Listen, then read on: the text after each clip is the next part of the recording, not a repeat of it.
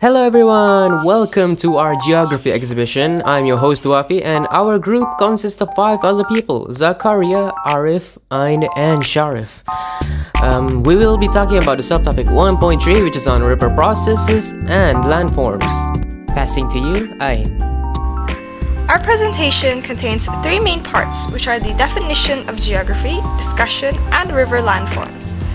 So, what is the study of geography, you might ask?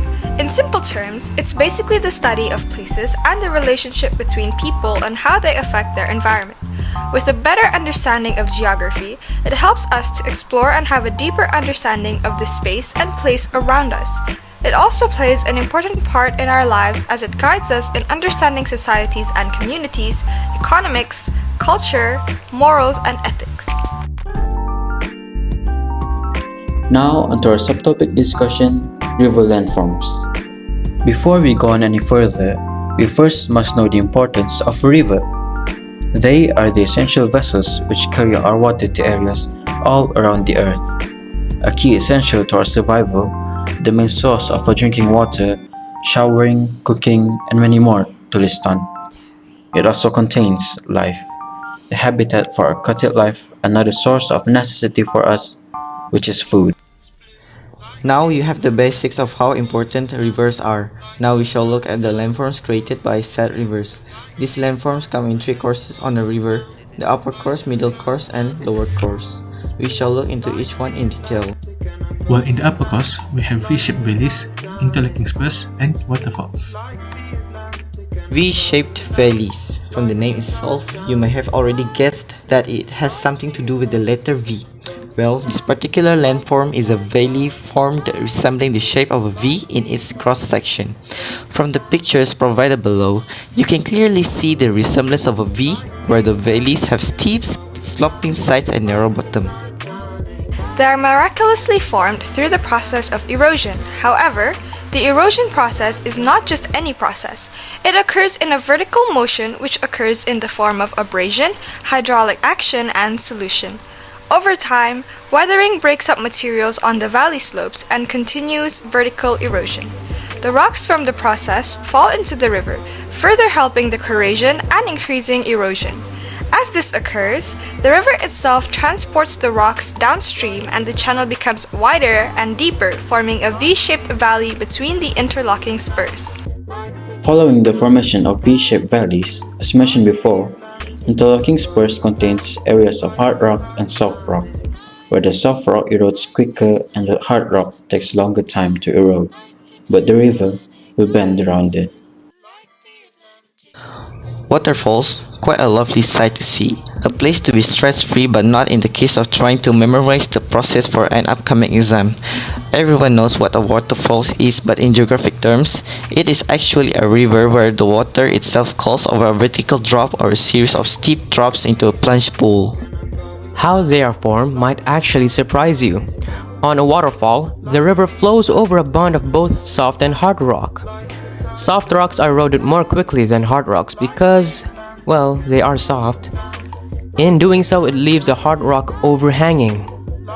As the water drops down to the ground, it will erode the soft rock below and slowly form a plunge pool through the process of hydraulic action and abrasion.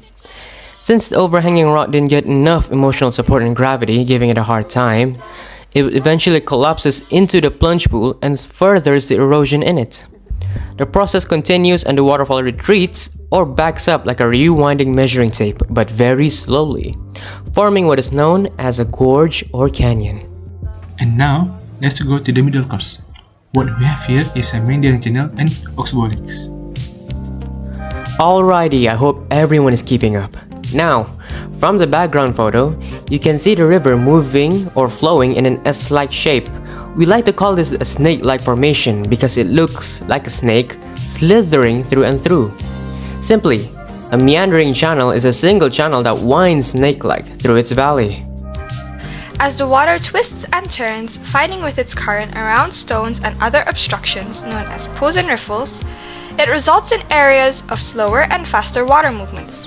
The water in the river starts to flow side to side around the pools and riffles, causing erosion to occur which rapidly eats away on the outer bend, forming river cliffs. On the inner band, water moves slowly and deposits its load, forming a slip-off slope. Continuous deposition on the inner band and erosion on the outer band forms a meander-like movement in the river. Oxbow Lake. Yes, the name itself suggests that an ox is holding a bow on the river. Seriously though, an oxbow lake is a small lake, sadly abandoned in a meander loop of a river channel. When a meandering channel is formed, the oxbow lake slowly comes to life. As the outer banks of the meander continues to be eroded, eventually the river leaves the meander alone. The two outer bends meet and cuts through the neck of the meander. The river continues in a straighter path, and by using deposition, it seals off the old meander bend. Thus, the oxbow lake is born. Its lifespan is not long though. Eventually, it will dry up and the channel becomes straighter. And last but not least, lower cost. Do not underestimate the lower class as it provides tons of benefits to others. Floodplains. As the name implies, an area of flat land located near a river where it frequently floods. It is also formed that way through erosion and deposition. The erosion helps in removing the interlocking spurs, creating the wide and flat area. And for every flood, a thin layer of nutrient-rich alluvium called silt is spread over the floodplain. This helps in making the soil fertile and great for rice farming. That will be all from us. I hope everyone enjoyed. Please like and don't forget to share the video. Thank you for watching.